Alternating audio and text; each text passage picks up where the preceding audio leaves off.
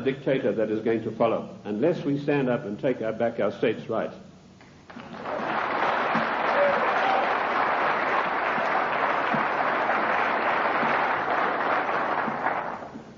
What is the political future of the United States?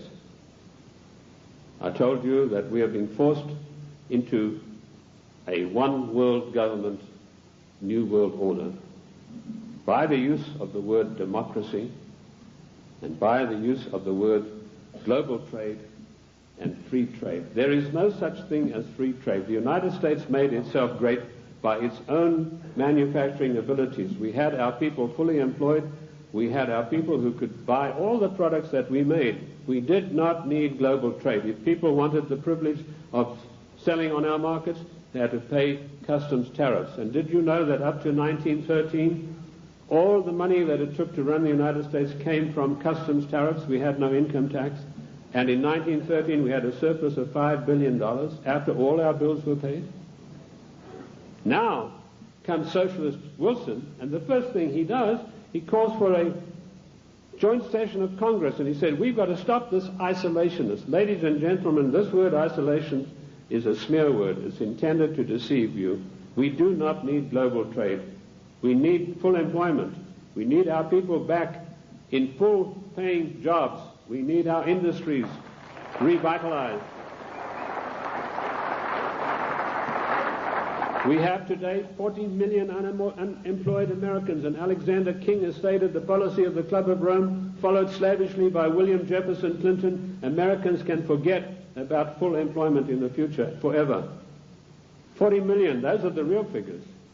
We have 25 million people underemployed, people with great skills who are acting as doormen in hotels, flipping hamburgers, for God's sake.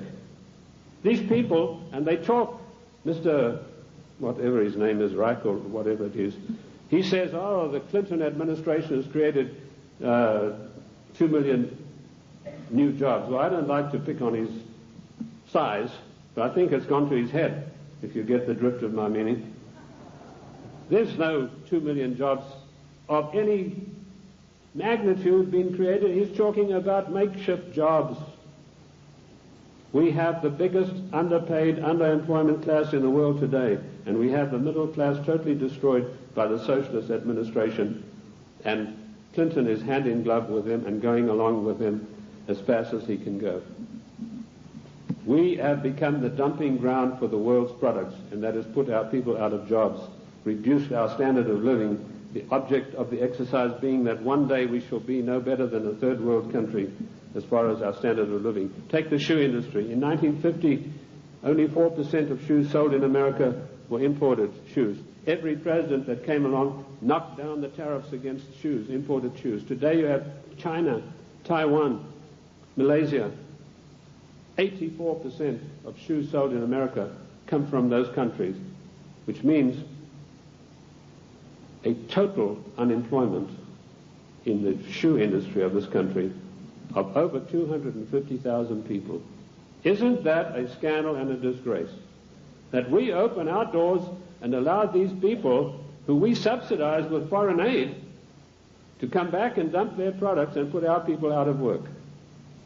In future, historians are going to say this was the maddest nation on earth to allow this insidious war to be waged against them. And that's what it is, ladies and gentlemen.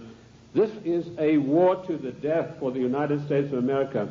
The only thing that is making it unrecognizable as a war, there are no big drums being beaten, there are no flags waving, but we are being insidiously destroyed in a trade war.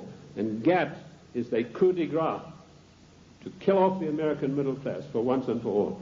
And while in passing to GATT, did you know that one of the provisions, I've read the 26,000 pages of this GATT document, and I want to tell you, I don't believe a single one of our senators or our members of the House have read this document.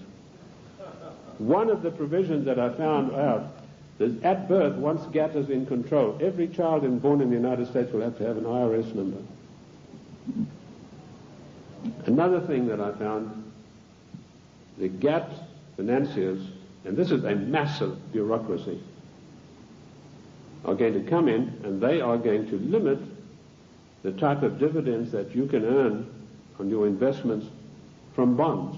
What happened? Immediately this news broke, the gnomes of the bond market took their money and they fled to Basel, Switzerland, and they put all their money in the Bank of International Settlements in gold, Swiss francs, and that's why you have the attack on the dollar going on today. This is a war to the death against the people of the United States. The Committee of 300 wants to reduce us through socialism into a nation no better than the third world countries. Look at this insidious GATT treaty. Do you know that the United States, the mighty United States, has one vote, the same as Kenya or Haiti? And we are going to pay 7/10 of the huge bill.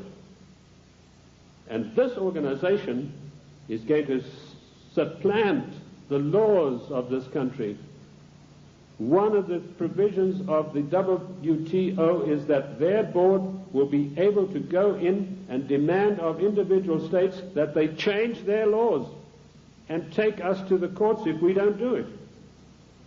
Where is the president who said he would uphold and protect the individual states and their rights to a republican form of government? This GATT treaty is one of the most insidious, unbelievable attacks on the United States that I've ever come across. Let me tell you that if the Russians were to drop a couple of nuclear bombs on Washington, and that might be such a bad thing, let me tell you that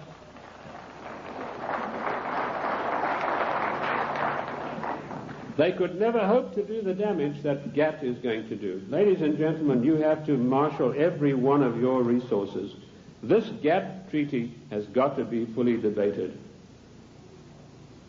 Once before, twice before, we were forced by the one world government, new world order into far-reaching situations that affected the national life and the character of our people without a national debate. The first one was the so-called United Nations question mark treaty.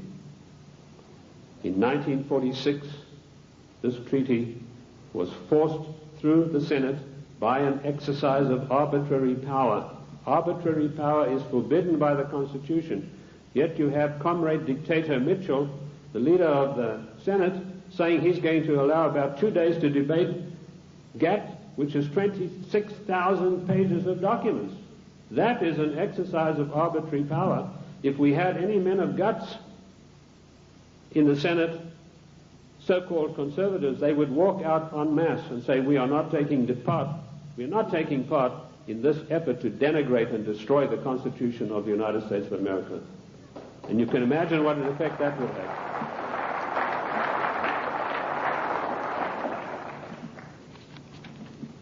GATT will be allowed to be debated for 2 days, 26,000 pages, and some of the most insidious things that you've ever seen are in this document, and they all, every one of them, say GATT shall override all the laws of the United States.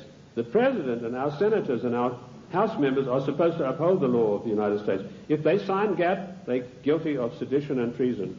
Period. That's it.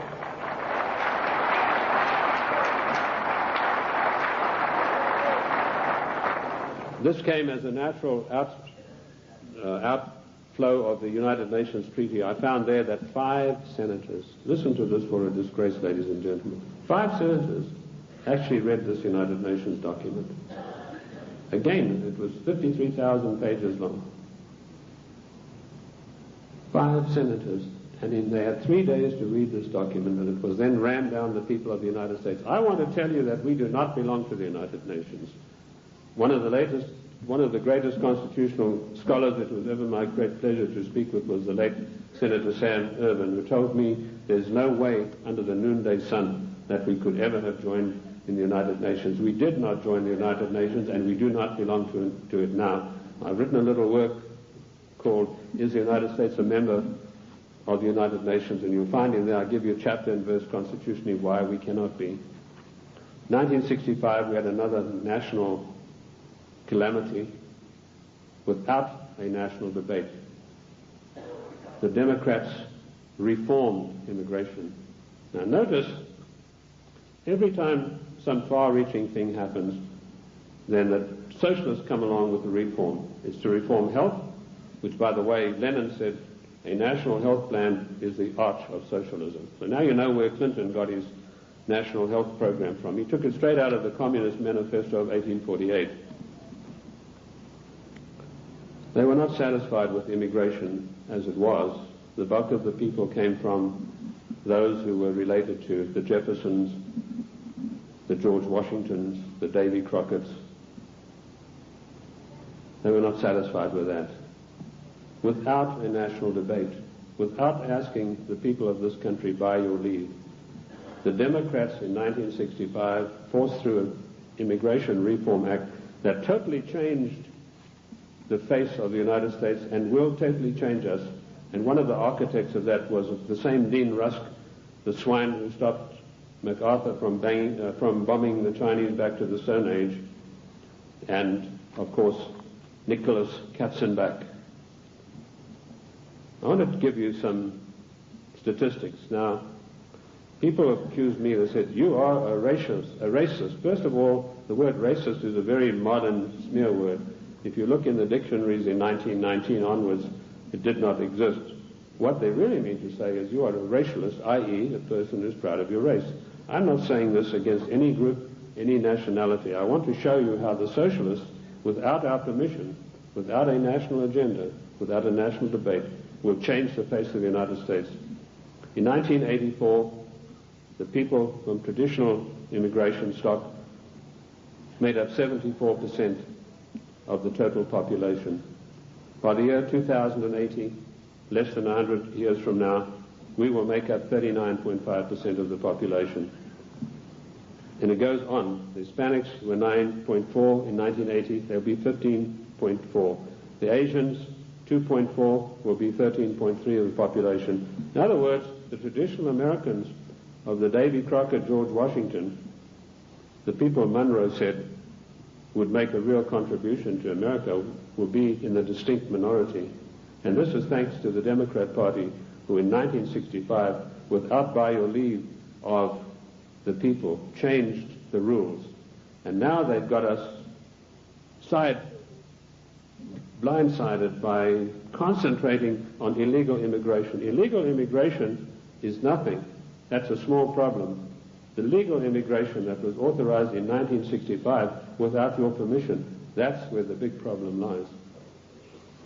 These statistics were provided to me by a man called Lee Bouvier, who was one of the leading advisors to a former INS official. And of course we know that abortion is another way in which the population is being diminished. I have challenged judges all across the country to show me in the United States Constitution, where is there provision for abortion? And I've yet to see. Oh, they say in the Fourth Amendment. Don't you believe it? The Fourth Amendment has nothing to do. It doesn't mention the word abortion. And where a word is not mentioned in the Constitution, it is a prohibition of that word.